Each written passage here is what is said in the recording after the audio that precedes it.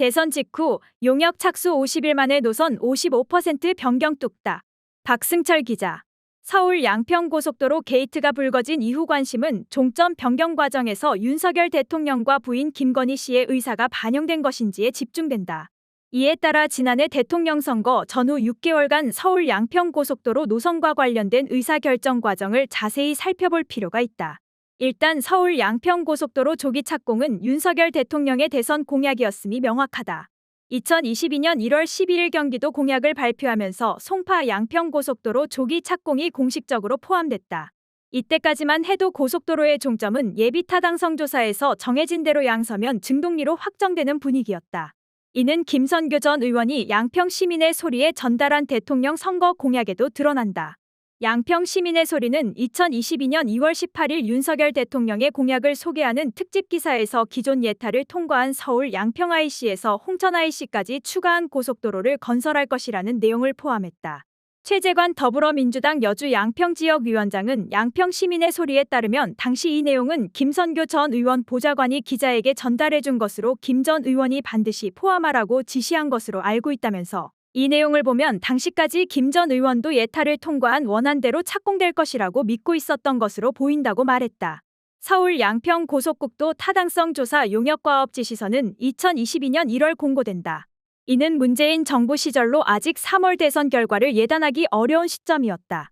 이때는 용역 공고만 난 것으로 아직 동해종합기술공사와 경동엔지니어링이 용역 수행업체로 선정되지 않았다. 예타를 통과한 사업을 본격 추진하기 위해 용역 공고를 낸 것으로 보인다. 문제는 이 과업 지시서에서 전체 과업 수행 기간은 360일이며 기초자료 조사 분석은 착수일로부터 3개월, 노선 선정 및 기술 검토는 착수일로부터 4개월, 교통수요 예측은 착수일로부터 6개월, 편익 비용 산정은 착수일로부터 8개월, 경제성 분석은 착수일로부터 9개월, 민자유치 가능성 검토와 예비 타당성 결과 비교는 착수일로부터 10개월, 성과품 작성은 착수일로부터 12개월 이내에 하게 돼 있다는 점이다. 2022년 3월 9일 윤석열 대통령이 대선에서 승리한 이후 3월 18일 대통령직 인수위원회가 공식 출범했다. 이로부터 11일 뒤인 3월 29일 동해종합기술공사와 경동엔지니어링이 용역업체로 선정돼 조사에 착수한다. 여기서부터 용역조사 작업이 일사천리로 진행된다. 360일로 예정된 조사였는데 불과 50일 만에 노선 변경이 마무리된다.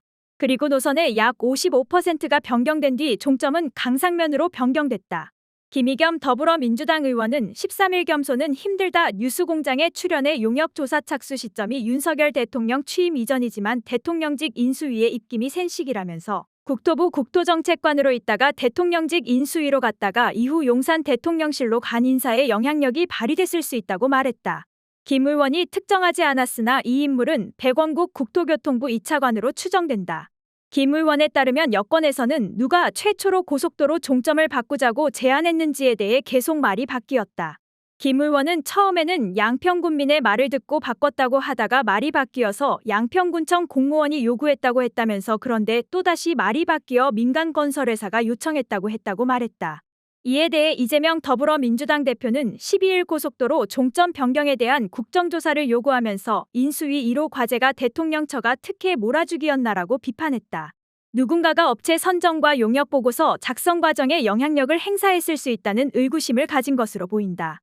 반면 이상화 동해종합기술공사 부사장은 13일 국토부 출입기자단 현장 브리핑에서 강상면 종점안이 적합하다는 국토부 의견은 없었고 그런 의견을 받을 필요도 없었다면서 우리는 기술적으로 검토한 것이라고 말했다. 향후 용역업체 선정과 보고서 작성 과정에 대한 진실 공방을 예고하는 대목이다.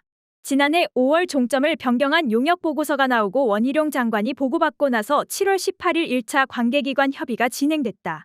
여기에는 양평군, 국토부 등 12개 기관, 지자체가 참여했다.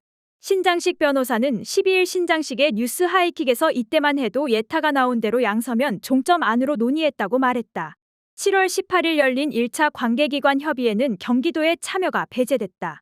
그리고 올해 1월 열린 2차 관계기관 협의에는 경기도가 공식 참여했다.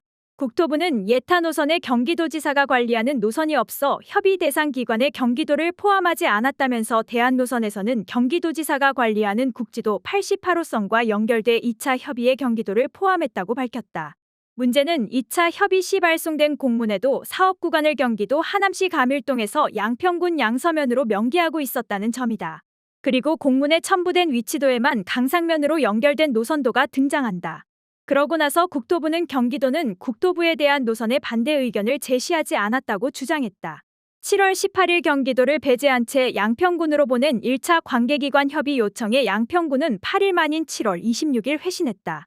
당시 양평군은 일부 노선을 조정하고 종점 양서면 유지안, 강상면, 병산리 부근을 종점으로 하는 안, 강화면을 종점으로 하고 88호선 국지도에 연결하는 안 등을 제시했다.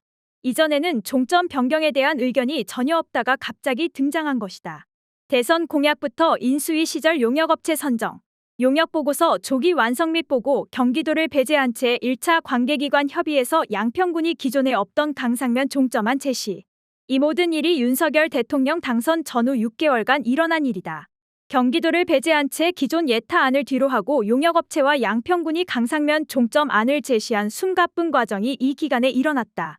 과연 이 과정에서 윤석열 대통령과 김건희 일가의 영향력이 전혀 미치지 않은 것인가?